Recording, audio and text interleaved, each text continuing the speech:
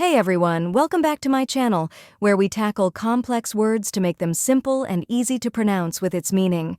Today, we're focusing on a medical term that's a bit of a tongue twister: hepatomegaly. Let's break it down together. This word is often mispronounced as hepatomegaly or hepatomegaly, but don't worry, I'll help you get it right step by step. The correct pronunciation is hepatomegaly. First part, hepa, like hep in hepatitis, followed by pa as in papa. Second part, toe, like your foot's toe. Third part, megaly, stress the me and end with a soft li. Put it all together, hepatomegaly.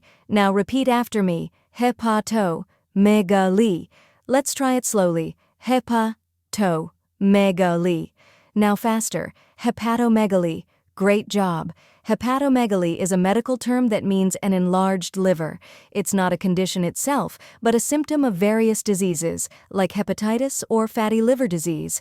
Doctors often use this term during medical examinations when discussing liver health.